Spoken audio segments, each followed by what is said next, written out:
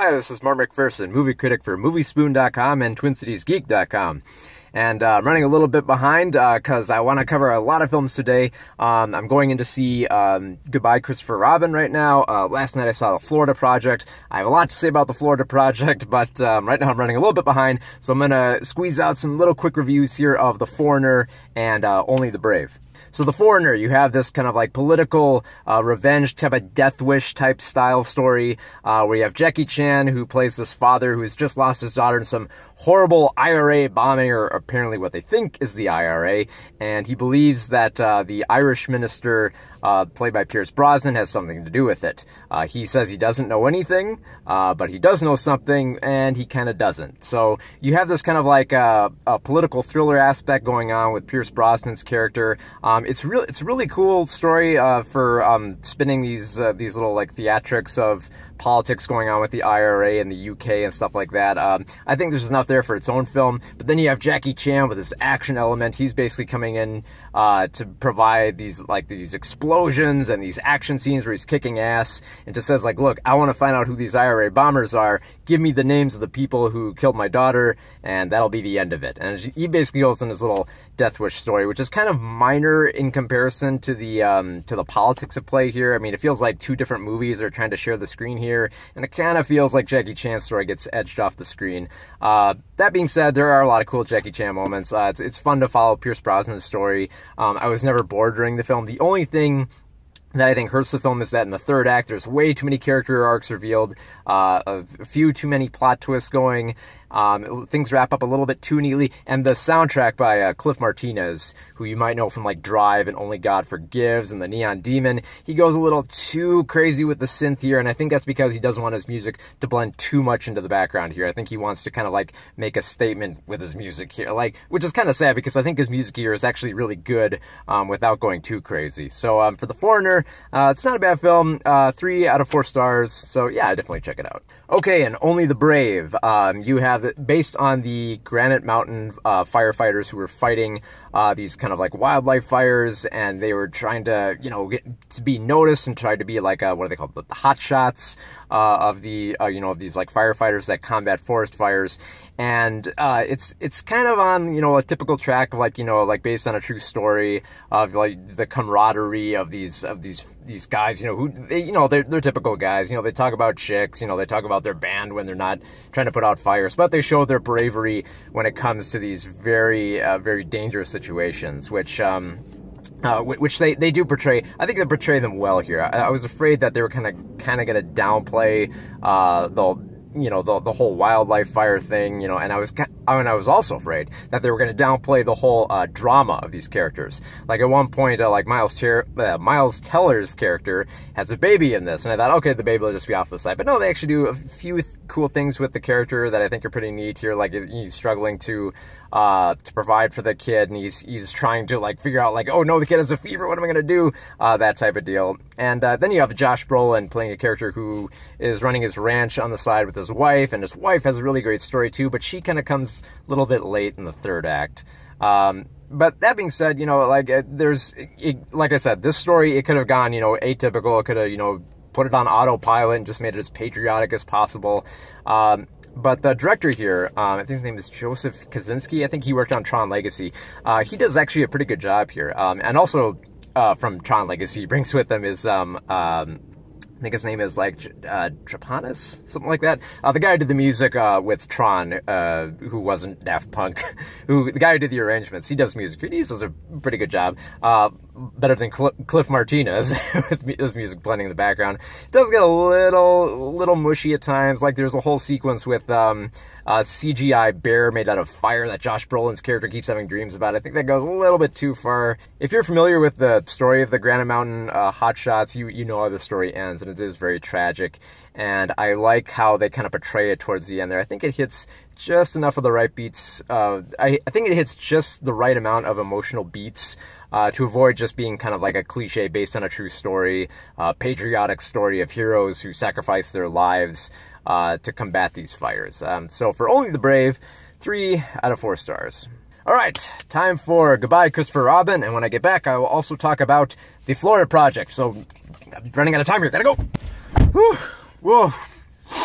Well, it is freezing out there, but yeah, so let's talk about Goodbye, Christopher Robin. Now, I was expecting, a very, very somber type film, for about the origins of Winnie the Pooh, and some other sweet and charming these origins of, Christopher Robin, how, he was growing up with his dad who was trying to deal with the war, and then he wanted to write a book about the war, but ended up writing a book about a kid and his bear, and it did really well. In fact, it did so well that the fame started to get to him and his son, and he had to do what's right for his son, basically had to let him grow up.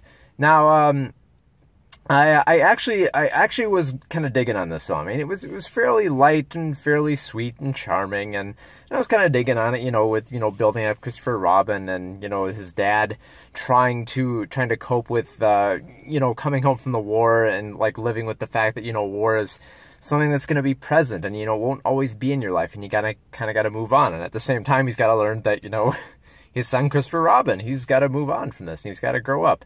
Very sweet, very touching. Unfortunately, and this didn't like ruin the movie entirely for me, but by the time we get to the third act, I think the film's emotional drive kind of runs out of gas, and it starts going way melodramatic to the point where it's got to be so on the nose that characters just have to just outright state their emotions at that point. Like it has to go raw at that point, but not too raw. It has to go, it has to blatantly state, like, you sent your son off to war, you could have prevented this, and it's like, Dad, I didn't care about the book, I wanted you, and they have to have these blatant, dramatic lines like that. But still with that, even with, like, the kind of a bit of a downer ending, especially, like, the last shot, they go for, like, the easy, punch for the parents of, like, how you see your kids. They go for the real easy blow there. That being said, it's still an interesting story. It has its light moments. It has a charm to it. It has a sweetness, and it's very well edited. I love the way that they edit many of these key events together and how they transition between scenes of his life. They do a very good job with that. So for that, Goodbye, Christopher Robin, it's squeaking by on 3 stars. I think it's mainly going to be appealing, if you go in expecting, you want your easy tears. Yeah, you'll get a few easy tears here. Not like a heavy weeper, but yeah, it's a fairly charming film you can watch with your mom, so what else can I say? And now a film I really wanted to talk about, The Florida Project. This is a film, it takes place on the outskirts of Disney World in Florida. Which focuses on these kind of like poor families living within these kind of like motel areas of, like Future World and Magic Land or whatever they're called, and it's mostly focuses on the kids living with their moms that have lesser jobs, and like some of them work fast food, some of them are prostitutes, and it's just like the kids mostly just being kids and trying to stay kids in these tough situations when their parents are just struggling for money, and they're emotionally unstable, and they're trying to get their lives together, but they can't. The kids are just being kids, and they're just kind of stuck in the middle with it. Now there's a lot of kids in this film, and the child actors are amazing. I mean, they are, usually like kid actors, you don't expect much out of them. You're like okay, maybe they'll deliver a few of the lines I want here. But I think that the writer and director Sean Baker here, I think he does a great job with these kids. These kids, there's very few scenes in this film where it felt like the kids were just stating lines. It felt like they were actually just kids being kids and just kind of acting the way that kids do. And I know it's kind of hard to say that, but from the perspective of a parent, it makes sense. It totally makes sense the way that they film these kids here, the way that they're mostly joking, the way that they speak so matter-of-factly, and how they have this kind of unrequited charm to like the way they speak, just kind of the way that I like how kids are not trying to be funny, but they seem funny, like they have it in their genes, so yeah, like the child actors are amazing. Like especially if you hate kid actors, you will love this film. If if you know kids and you know how kids would act in certain situations, especially some very tragic and emotional scenes towards the end here, as well as some really silly and goofy scenes where you'd kind of expect,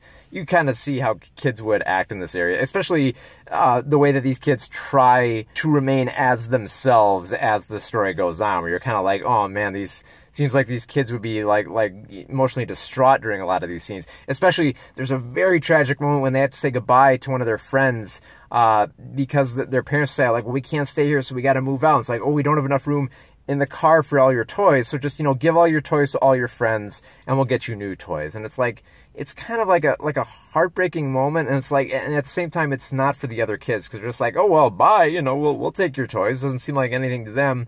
But to this kid, it's kind of like, there go all my toys and all my friends. Like, they're all going away. It's just, it's so sad. And at the same time, there's little moments of joy, and and it leads up to probably one of the most tragic, probably one of the most sad scenes that I've seen this year. You know, it's still pretty early. You know, there's Oscar season coming up, so we might get some more heavily dramatic films. What am I saying? We might get some more dramatic films that have more tearjerker moments.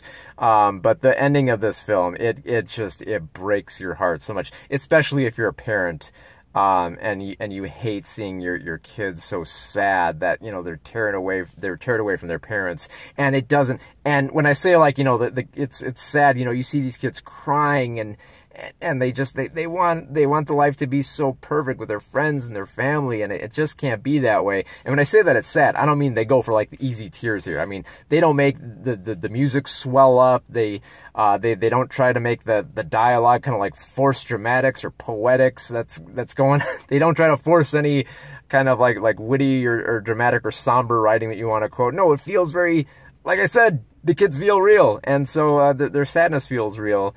When this little girl has to cry to say goodbye, it's one of the most tragic moments I've seen with children on screen, and it teared me up inside.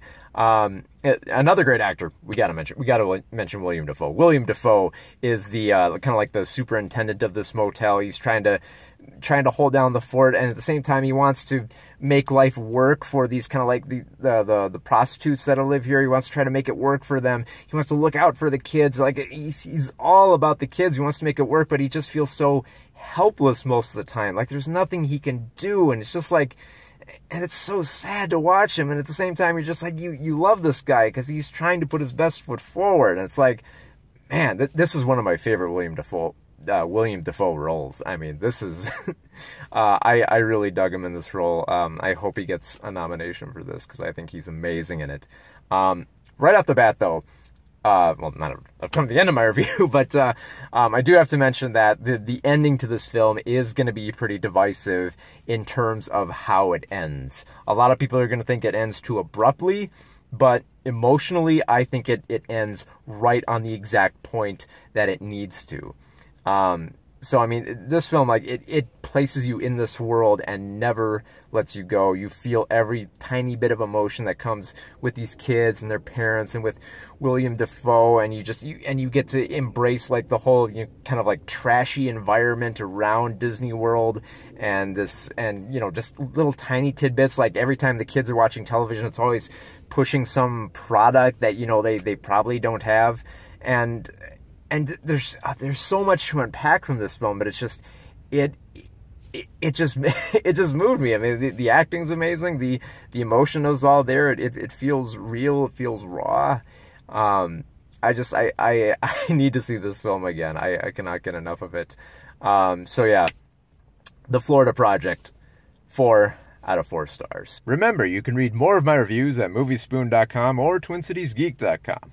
My name is Mark McPherson, and thank you for watching.